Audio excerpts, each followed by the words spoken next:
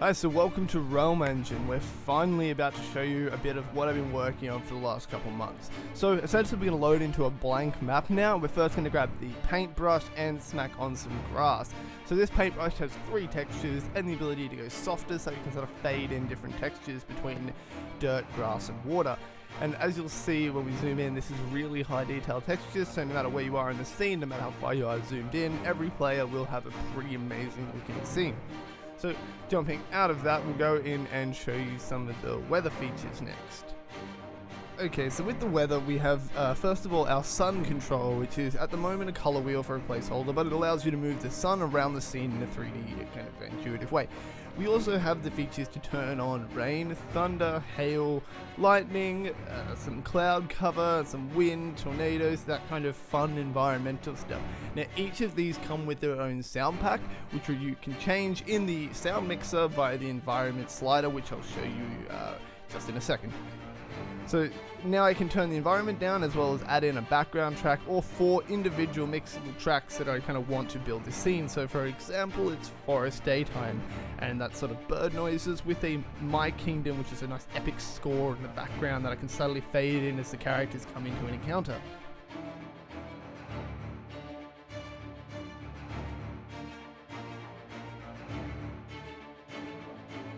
So you can also turn the minimap visibility on and off to the players, so that you can show them where they are in the dungeon without needing to kind of zoom in and out of the map and ruin the immersion, whether it be in the multiplayer mode or in the tabletop. Okay, let's just jump in. So I'm going to open up the paintbrush and start by laying down a dirt track right in the center. So this can be achieved quickly by just turning up the brush size and the brush softness.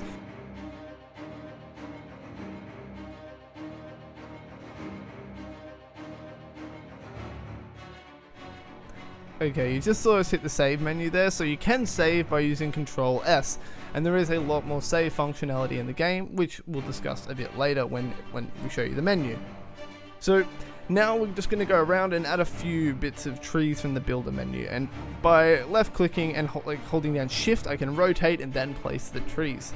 There's quite a lot of assets in here. I think we have upwards of 80 plus at this point just for the forest pack, and there will be more coming soon as we'll follow with the structures, the traps, treasures, puzzles, all that kind of fun stuff will be coming, as well as multi-stories and multi-platforms, because we've got our own way of handling lines of sight between multiple levels, because I find during D&D or Pathfinder or any sort of RPG, we struggle with capturing the idea of the 3 dimensions, and it's sort of hard for a player to envision that. So you'll see now I'm chucking down a few walls to kind of map off the area so the players can't get sidetracked and myself doesn't sort of get lost. As you can see, I have a gizmo function attached to all the objects, which will allow you to scale, rotate and translate it around the scene after you've placed it. This applies to every object and can be accessed by just clicking the Alt key and then left pressing on the item itself.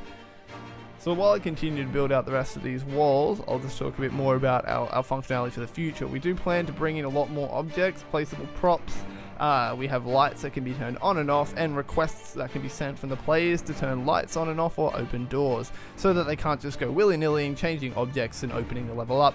You will have to give them direct permission to actually allow them into the room, and that's functionality I'm trying to work on for the Steam multiplayer version.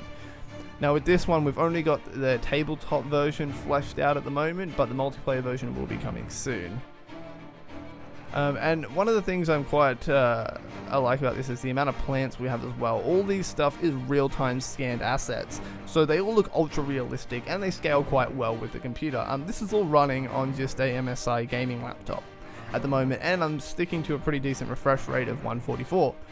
So I'm just going to go around and place a bunch of flowers in the scene right now and just deck it all out just to see how nice I can make this look. And keep in mind, this is just a quick run through and it's only taking me in real world time about 8 to 9 minutes to actually build this scene.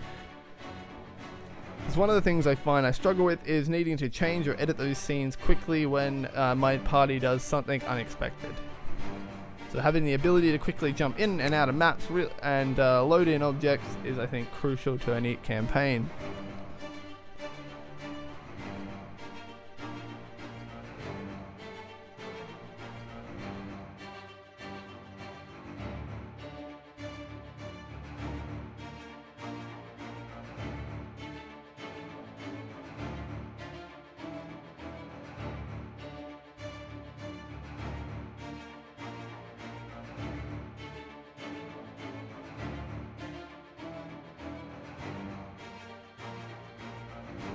Alright, so let's save it there, and I want to show you the one other feature that's still very early on in the alpha process, but I'm really excited for, and that is miniatures. So these miniatures that we've got at the moment are Hero Forge miniatures that I personally made myself and one of my other party members. Now you can have your own Hero Forge miniature uploaded into the game. If you subscribe to the Patreon at a certain tier, you'll be able to get your own models put in and expedited, as well as a lot of other fun features for people who are part of the Patreon and help develop this further. So most virtual tabletops have some form of dice as well. So right now we have an encounter and we're going to need to roll to see if they're going to hit or do damage. Like Roll20 or Fantasy Grounds, I've gone for the physical dice, and one thing that we can do a little different is I really want to focus on special dice for different characters. So like, bam, we can explode dice for say a sorcerer, or have a nice green fade out for a healer or support class or clerics. So one of the cool things about the miniatures is being able to put on status effects, which are handled by particle systems and effects like you see here. We have poisoned, dazed, and sleep. So one thing I really do struggle with on the tabletop is trying to keep track of what players have what statuses.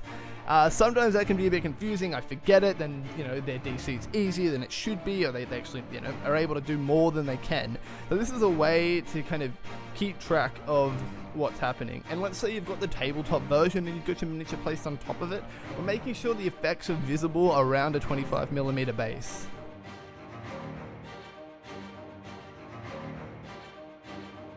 Our lighting is also all dynamic, so when we have trees and plants placed in the scene, they all cast shadows dynamically. So as the day changes, so will the temperature of the color and the overall feel of the theme, as the atmosphere begins to dim, as realistic as we could capture for an afternoon effect.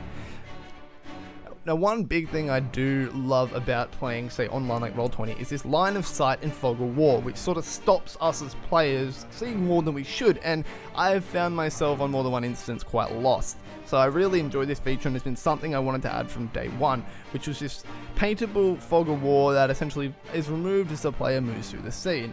Now that's all well and good, but sometimes you have dim light and still can't see. That's where we have this, our line of sight generator, which for each token or character will be able to determine where they can actually see.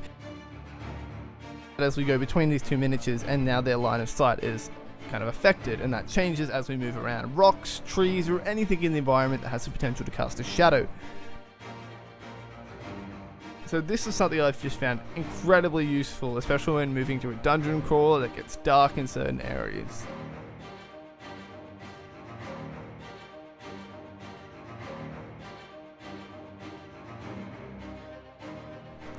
So here we have our multi-save menu with the ability to quickly save in a map and then open that back up with a new updated thumbnail and reload. So you can make iterations of maps as you're building and change it up, or send them out to a friend, have them work on it, have them have a look. You want to build that establishment that you've had and your party owns, say in Waterdeep, certain houses, those kind of things, and that is all possible in this, especially once we add the structures update. One little feature that I should mention here is the ability to ping on the map. Of course, that's quite useful when, say, the DM's behind the screen or the table's actually on the tabletop, or you're playing multiplayer and can't point at the screen. One other little thing is the gridless play, because some people don't want to play with grids, so the ability to turn them on and off I think is quite critical, and that gives the environment just a bit more of a cohesive feel. So look, thanks for sticking around and watching this. I'm really excited to bring this product to the market. We're getting really, really close. There's just so many little hurdles. As a lone developer, I definitely feel the struggle needing to do it all, but it's definitely fun. So you can find out more information at realmengine.com.au and sign up there, and we will be the first to know once the alpha comes out, and you'll get the link to the Patreon page. So thanks for sticking around, guys. I'm really stoked to finally be kind of showing off what we've been working on here. And happy role playing.